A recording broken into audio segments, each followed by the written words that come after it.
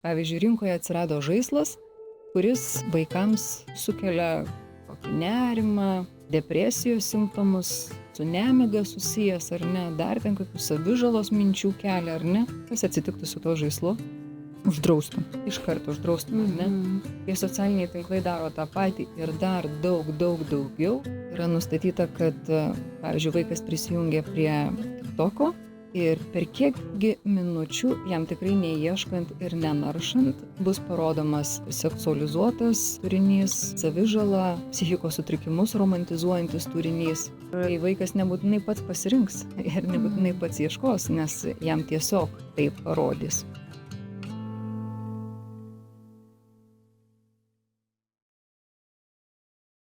Labadiena, su jumis sveikinasi ir vėl radijo laida Atsakinga tėvystė.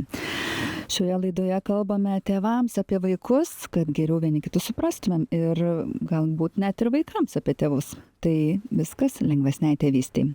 Dvi laidos vedėjas, aš Neringa Čeponė ir mano kolegė Vaida Rimkūnė, kuri pristatys nuostabią temą ir puikią viešnią šiandien. Sveiki visi.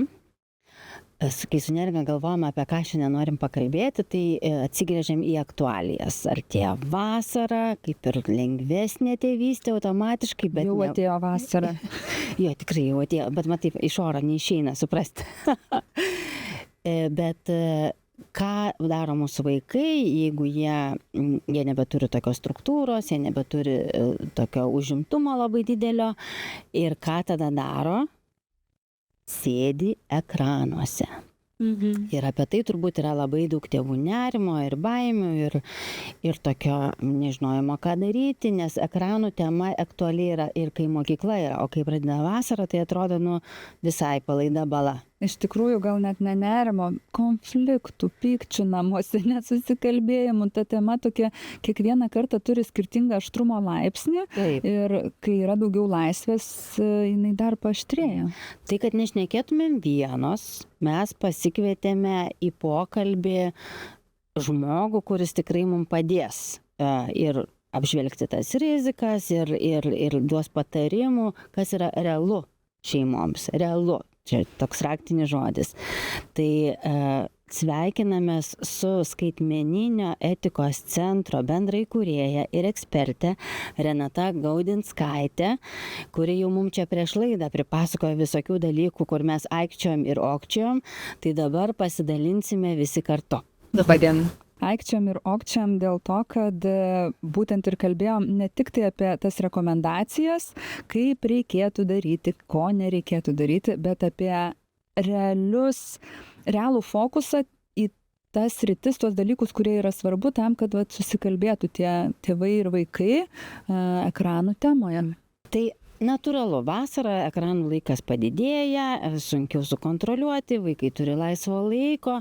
Kokias baimės arba klausimus jūs girdite iš tėvų? Dažniausiai girdime, ar žinote kokių stovyklų, kuriuose telefonus draudžia. Tai turbūt susijusios su vasara, jeigu galima sakyti. Bet iš ties, ką ir paminėjote, tie klausimai tokie, kad kai tėvai užimti, tai svarbu, kuo užsiims vaikai tuo metu. Ir tikrai vasara, kai yra geras oras, jisai yra tas sprendžiantis veiksnys, ar ne, kad vaikai neužsiliks namuose. Bet jeigu visą dieną lyja ir jeigu mes tuo metu turime kažkokiu tai ekraninių veiklų ar kažkokį gerą serialą galbūt kartu pasižiūrėti, tai tiesiog nesudramatizuokime to, kad tą dieną mes turėsime daugiau ekranų laiko. Tai natūralu. Bet jeigu ištisai, tai žinoma ne. Tai tikrai labai svarbu, ką ir palėtėte, kad vaikai turėtų veiklų. Nes kai bus įdomaus užsiėmimo, sunku, aišku, konkuruoti su ekranais, su tuo, ką jie gali pasiūlyti vaikams. Bet jeigu bus įdomių veiklų, jeigu bus susitarimai ir apie tai nuolat kalbamasi, todėl kad mes draudimais mes galime labai trumpalaikius tikslus pasiekti. Čia ir dabar atimu, išsisprendė, ar ne?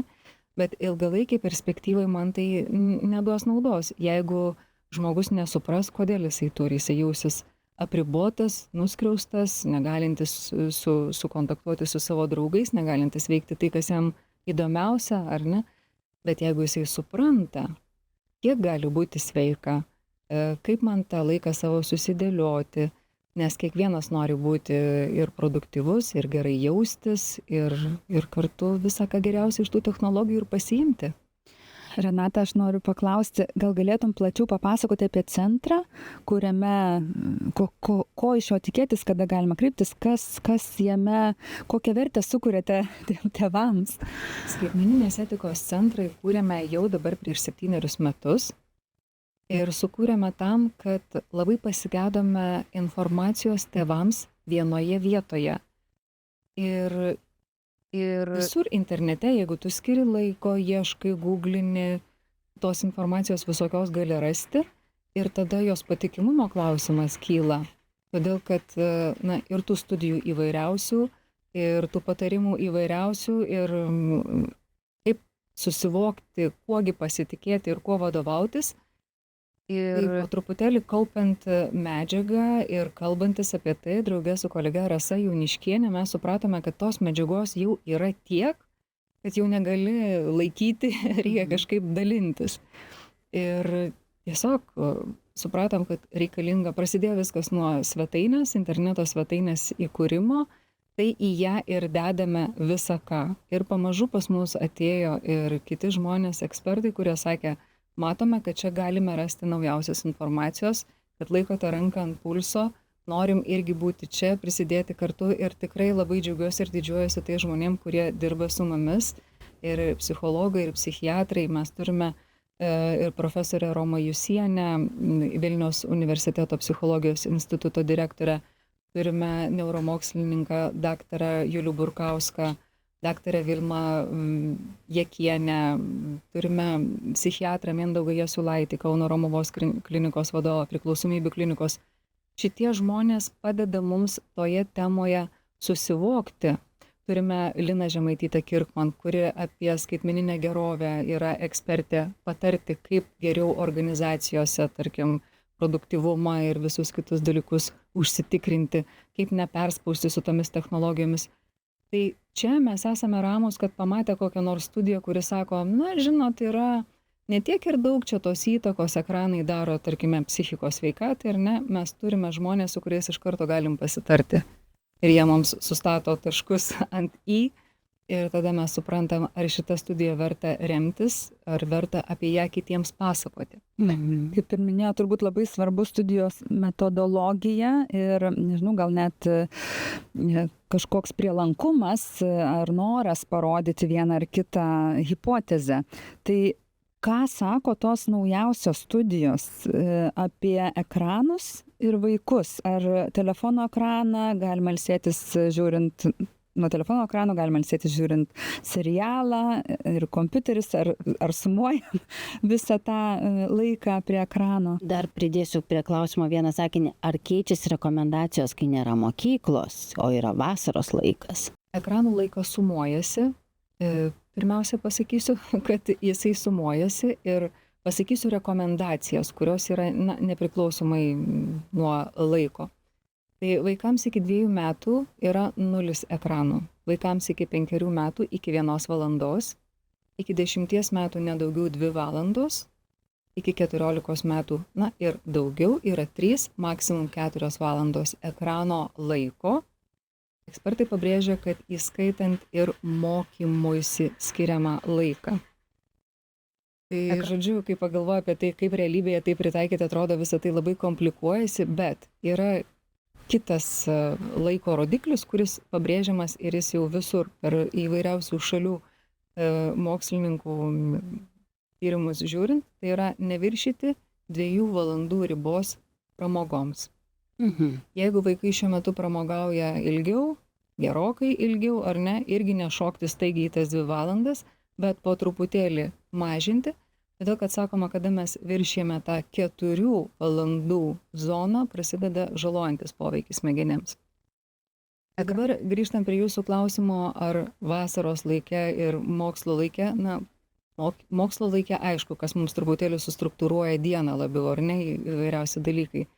Bet laisvesnių laikų taip pat yra labai svarbu tam tikra struktūra, bet per daug irgi neįsitemkime, kad pasidžiaukime tomis atostogomis, ar ne. yra tam tikri dalykai, kurie neturėtų keistis. Tai pavyzdžiui, telefonas niekada neturėtų įkeliauti į miegamąjį. Tai nesvarbu, žiema, vasara, atostogos, gimtadienis, kas tik nori. Čia turėtų būti pagrindinė auksinė taisyklė. Tarkim, paprasta taisyklė - valgyti ir miegoti be ekranų. Ir tokia atrodo įgyvendinama visai. Ir tokia, lengva jo. atsiminti, ar ne? Kita, tarkim, jau lendant truputėlį giliau, nutarti, kad prieš miegą bent 1 valandą, geriau 2, bus be ekrano. Taip tu lengviau nueisi į tokią ramesnį dienos epizodą ir tau lengviau bus užmigti, ypač vaikui bus lengviau užmigti.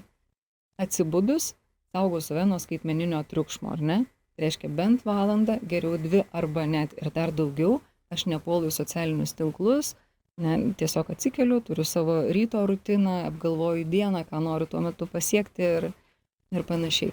Mes kalbėjomės vis, kad į realumą nueisim, į realybę.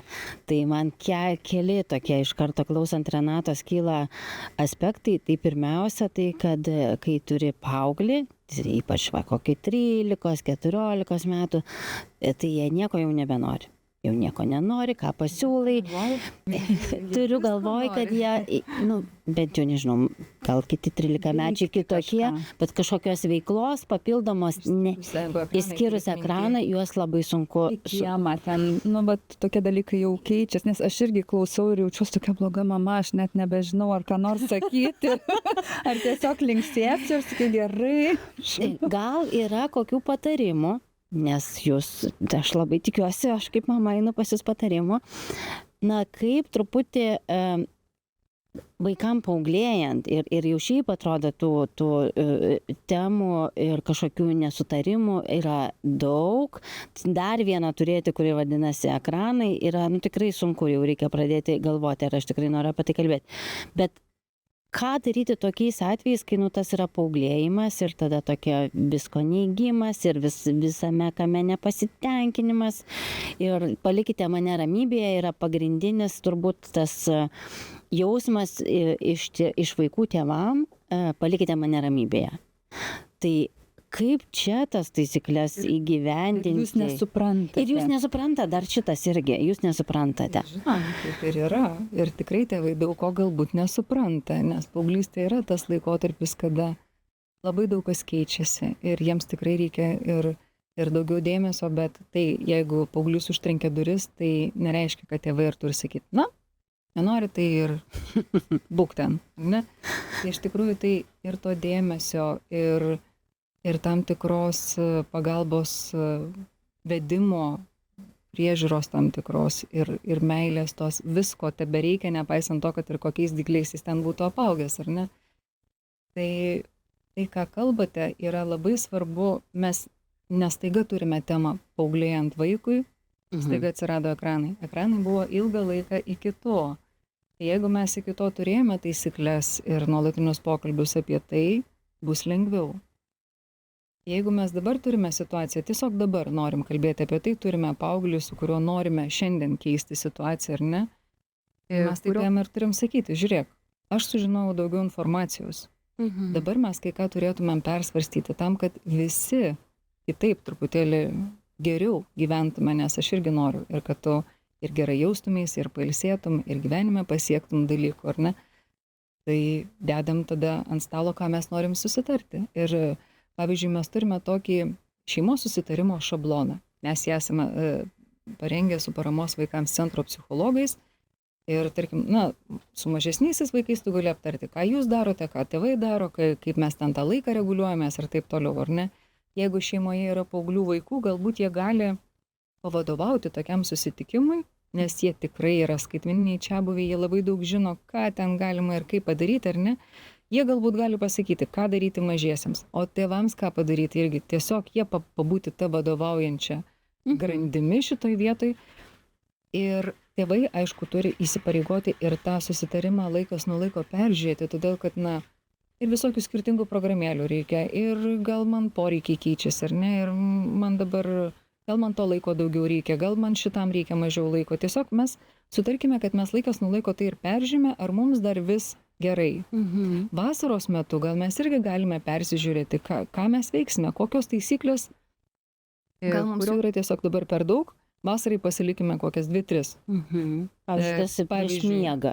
Pavyzdžiui, prieš miegą laikom šventą miego laiką, ar ne, stenkime kiek įmanoma jį apsaugoti. Nu, kad vaikas išmiegotų tiek, kiek jam priklauso pagal jo amžiaus tarpsnį, ar ne?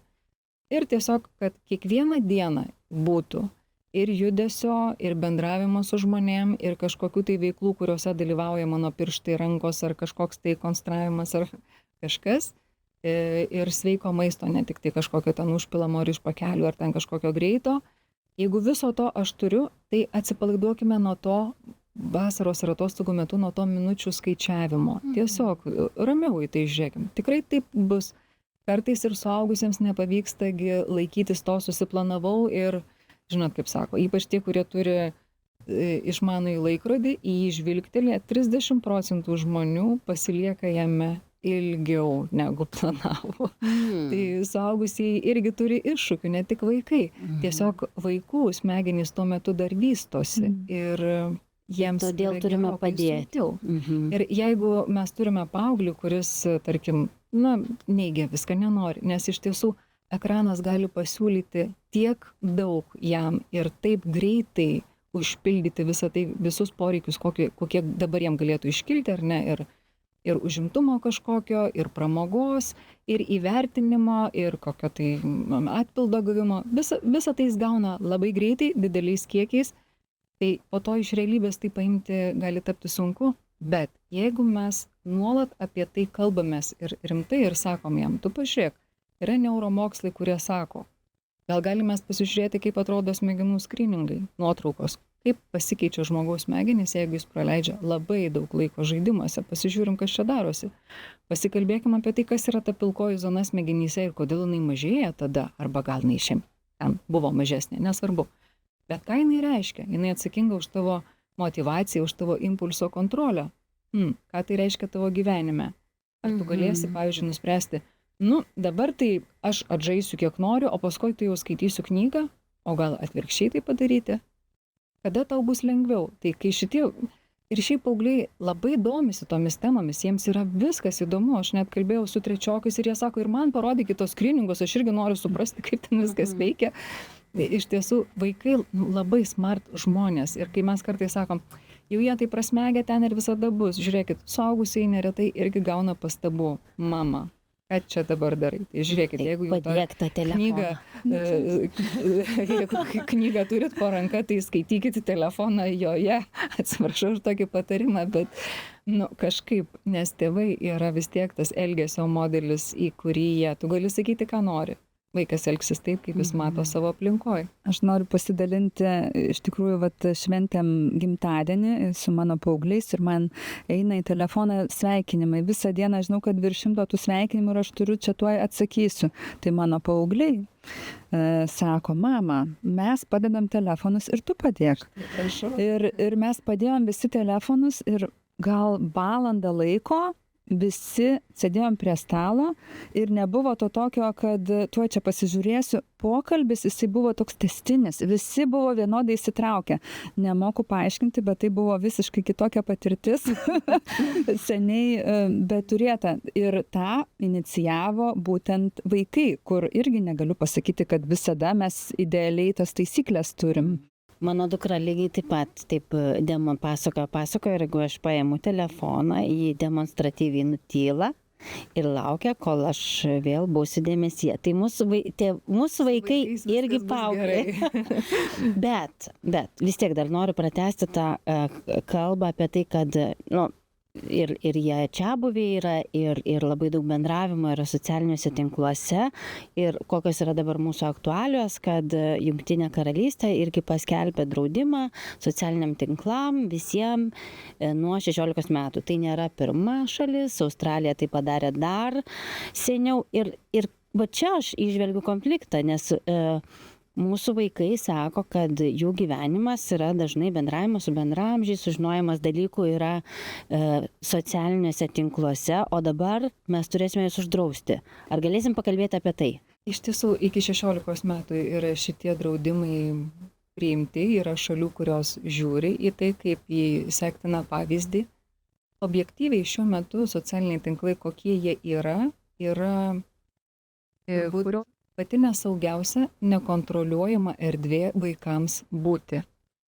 Tai kol jie yra tokie, tai reikia imtis visų priemonių ir visų dalykų, kad tiesiog kažkaip sutvarkyti. Jeigu mes tokią labai paprastą paralelę išvestume, pavyzdžiui, rinkoje atsirado žaislas, kuris vaikams, tarkim, kas trečiam vaikui sukelia kokį nerimą, depresijos simptomus, su nemiga susijęs ar ne, dar ten kokių savižalos minčių kelia ar ne, kas atsitiktų su to žaislu? Uždraustum. Iš karto uždraustum, ar ne? Kai socialiniai tinklai daro tą patį ir dar daugiau ir mes turime ir daugybę labai liūdnai pasibaigusių atvejų, ar ne, mes vis dar diskutuojame. Bet iš tiesų, sakyčiau, tikrai ne viena daugiasluoksnis tai yra klausimas. Vyresniems paaugliams ypač ir turbūt tikrai yra racijos, kai kalbam apie tai, kad tai turi būti pereinamasis amžius. Mes kalbame su tais pačiais paaugliais. Mes kiekvienais metais turime daugybę paskaitų. Pavyzdžiui, praėjusiais metais mes susitikome su daugiau negu 10 000 žmonių. Arti 6 000 iš jų buvo vaikai ir paaugliai. Ir taip pat mes turime vieną studiją, kur su Lietuvos sveikatos mokslų universitetu, kuriame taip pat darbuojasi, mes dirbame, jinai vadinasi Bootstrap studija, jinai tęsiasi iki 28 metų ir mūsų tikslas yra 9 Europos Sąjungos šalyse, įskaitant Lietuvą, įtraukti 10 000 paauglių.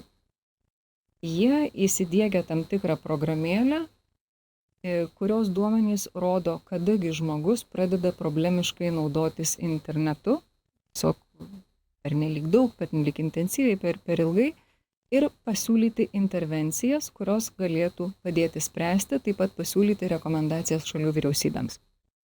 Kurio, matot, mokslas yra labai lėtas. 28 metais mes tikrai turėsime dalykų, ar ne?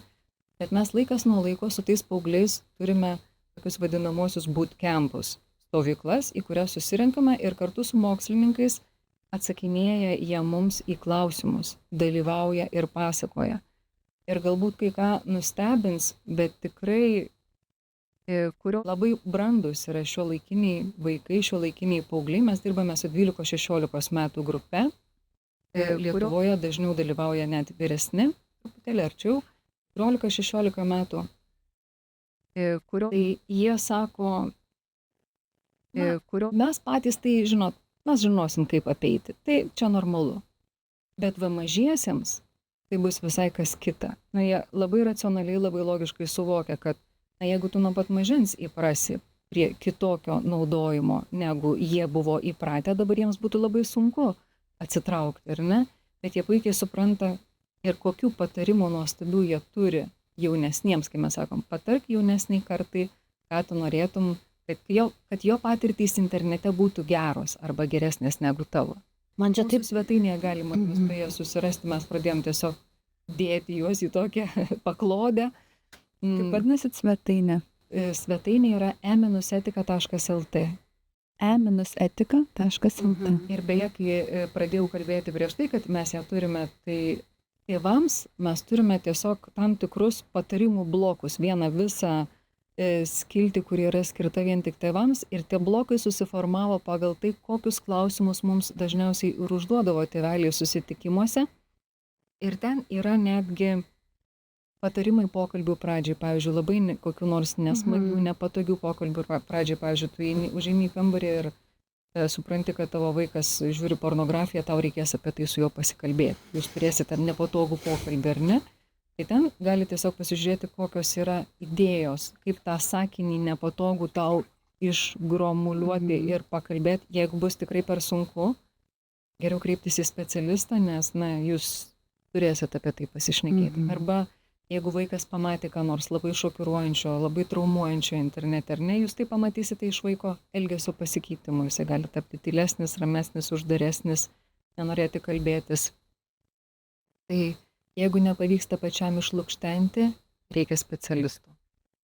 Ir labai dažnai patys vaikai, ypač šiuolaikiniai paaugliai, jie tikrai labai domisi psichikos sveikatos tema. Kaip mums gali atrodyti, kad, jie ten prasmegę, viskas jiems yra labai įdomu ir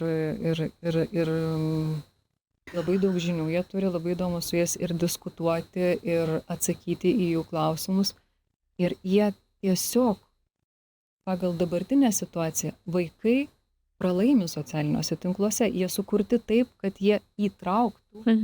Dabar jau įrodyta, kad tiek Metos platformos, tiek YouTube'as buvo kurtas toks pat algoritmas. Taip, kad žmogus kiek įmanoma daugiau laiko prabūti ten, tai vaikas neturi jokių galių pasipriešinti. Man dabar taip liūdna, nes aš suprantu, kad daug vaikų tiesiog palikti kapstytis su ta informacija, kurią suranda socialiniuose tinkluose.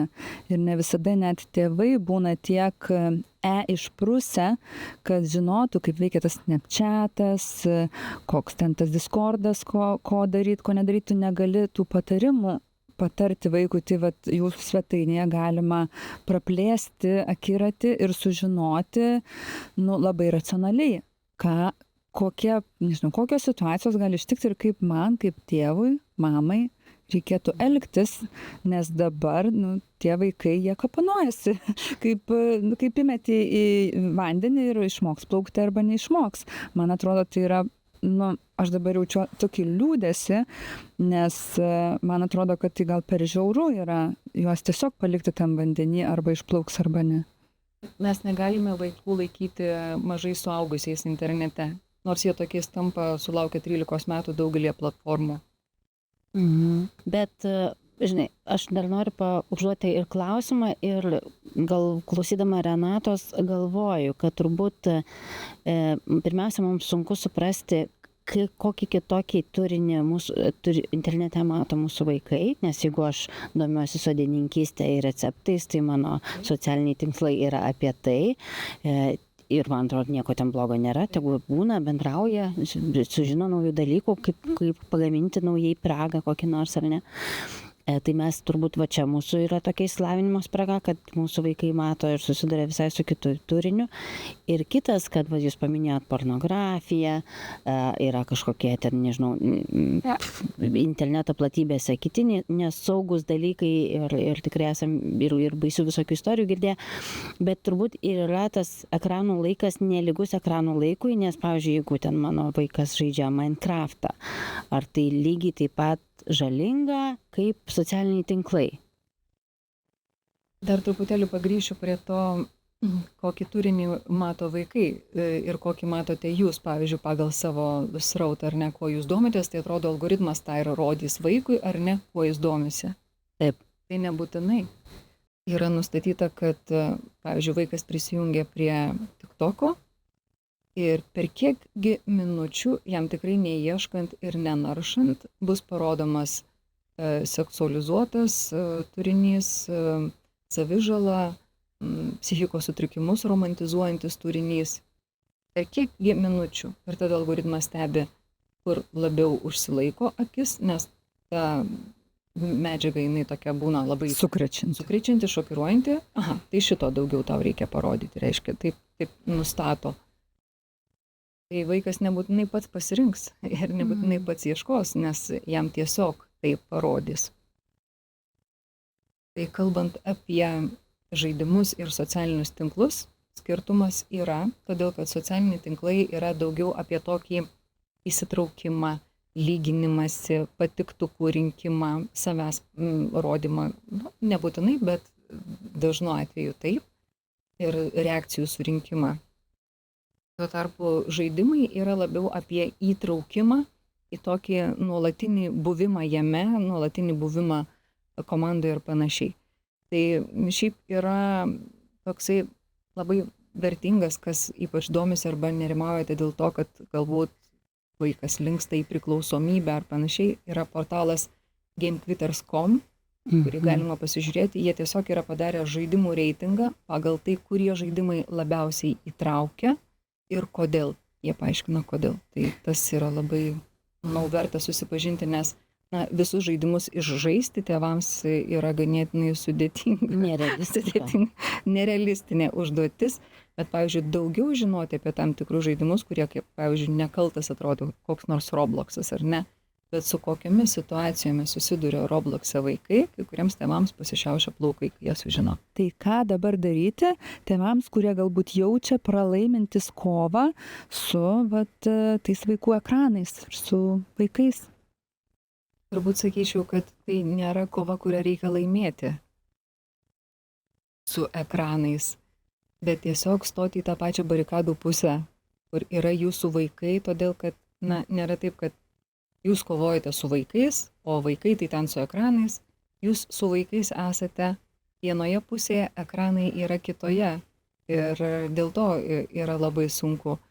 Tai užtat ir tos tvarkos įsivedimas ir taisyklių ir tas supratimas nuo pat mažens, kuo mes anksčiau pradėsime kalbėti apie tai ir gyventi pagal tas taisyklės, nes tikrai kartais ir tėvams reikia persistruktūruoti tam tikrus dalykus tam, kad ir vaikai matytų šitą pavyzdį. Nes iš tiesų mūsų noras labiausiai yra ne tiek prigąsdinti tėvus, kad kas čia dabar vyks, bet juos labiau sustiprinti tame kelyje, kad reikia laikytis, kad ribojimai yra saugantys dalykai, o draudimai tikrai veikia.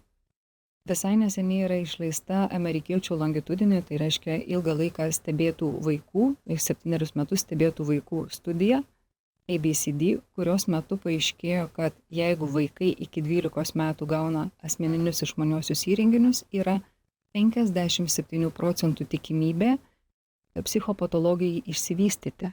Tai reiškia, mes kalbam apie nerimo sutrikimus, depresijos sutrikimus, nemigą, įskaitant nutukimą. Atrodo visiškai nesusiję dalykai. Susiję, nes labai daug laiko sėdima prie tokioj nejudrioj padėty, dažniausiai, kas ten rankos juda ar ne, ar akis, ar kažkas tai dar, bet dažnai tai susiję ir su nesveiko maisto naudojimu, todėl kad influenceriai YouTube labai dažnai mėgsta rodyti tam tikro maisto vartojimą kaip labai šaunų veiksmą ir panašiai. Tai tikrai raginčiau negalvoti apie save, kad aš dabar staiga tampu čia blogas tėvas, todėl kad arba mama, todėl kad mano vaikai šiandien ir buvo ekrane ilgiau. Tėvai iš tiesų gauna labai daug prieštaringos informacijos ir tas tokio vieningo sprendimo nebuvimas, vieningo supratimo nebuvimas tarp institucijų, tarp šalių, ar ne, jisai ir veda į tokį pasimetimą. Bet tiesiog pradedant nuo mažų susitarimų, bet suprantant, kad reikia tą laiką kitaip riboti, technologijose gyvename ir gyvensime, bet kaip mums tarp jų klestėti? Čia yra svarbiausias klausimas. Tai mes norime naudotis jomis kiek įmanoma labiau ir žmonija tam jas ir sukūrė, juk ar ne, ir įvairiausios ir skalbimo mašina, ir indaplovė, ir visa kita, kad žmogus turėtų daugiau laiko tam, dažnai kitam technologijų dalykui, ar ne? Tai mes patys sukovoti prieš tai, kas yra ekrano trauka, negalime. Ir tikrai, kaip minėjote, tuos draudimus kitose šalyse, tai yra labai sveikintina ir tai rodo pirmiausia tai, kad pagaliau mes nuimame šiek tiek atsakomybės ir kaltės nuo tėvų, tiksliau ir atsigręžiame į platformų atsakomybę. Iki šiol visą tai buvo, šeima susitvarkykit, tėvai jūs turit viską ten užtikrinti ir panašiai. Tai nėra taip lengva, nėra tėvų jėgoms patiems tai sutvarkyti. Bet kai žinome esminius principus ir pagrindinės rekomendacijas, stengiamės susitarti ir su vaikais, ir tarpusavyje bendruomenėje, ir mokykloje labai svarbu, kad susitartume. Tarkim, jeigu pradinėse mokyklose tėvai susitartų, kad mes iki tam tikros klasės neperkame išmaniųjų įrenginių, ar ne. Jeigu mes susitarėme, kad iki 13 metų mes išmaniųjų asmeninių įrenginių neperkame. Mes naudojamės laikrodukais, mes naudojamės mygtukiniais ar kitokiais telefonais, kurie turi labai paprastas funkcijas, ar ne. Arba, tarkime, visi tėvai susitarė, kuriuogi metu, tarkim, 7, 8 ar 9 vakaro yra tėvų kontrolės priemonėmis išjungiamas Wi-Fi'us vaikams, ar ne. Tai reiškia, visa klasė tuo metu atsijungia ir nebūna, nes dažnai jie tikrai draugauja ir žaidžia tose žaidimuose grupėmis, klasėmis. Tai kai visi vienodai susitarėme ir to iš išorės spaudimo vaikui bus mažiau, kad jis kažkoks kitoks, išskirtinis ir taip toliau. Bet aš klausau jūsų ir galvoju, ar tikrai lengviau susitarti klasėm, sukontroliuoti daugybę tėvų, vaikų, ar geriau sukontroliuoti 5 korporacijas, kurios ir kuria? Čia suprantu, čia retorinis klausimas, čia tikrai. Arba įstatymų tiesiog pasakyti, kad va dabar mes kontroliuojam ir tada klasės ir visur tiesiog turi priimti tą. Bet vis tiek, ačiū Renata už tą tokį padrąsinimą ir pastiprinimą ir davimą mums tokių, kur pasižiūrėti, ką galima padaryti. Man labai patiko ta mintis, kad čia ne mes kovojame su ekranais ir prieš vaikus, o mes esame kartu. Bet jeigu dar kažkokį vieną sakytumėt, vis tiek tos kovos yra, dėl ko jau mums pakovoti kartu, ar turit kokį patarimą? Tai žinokit, tikrai sakyčiau, kovokit ir kaukitės jau kaip liūtai dėl miego laiko. Pagrindinis dalykas, ką reikėtų užtikrinti, jeigu visą kitą vaiką spėja pasidaryti, jisai gerai jaučiasi, jis pakankamai juda, jisai bendrauja gyvai, jisai visokiausių kitokių veiklų turi. Labai svarbu, kad hobį turėtų kokį nors, kuris visiškai su ekranu nesusijęs.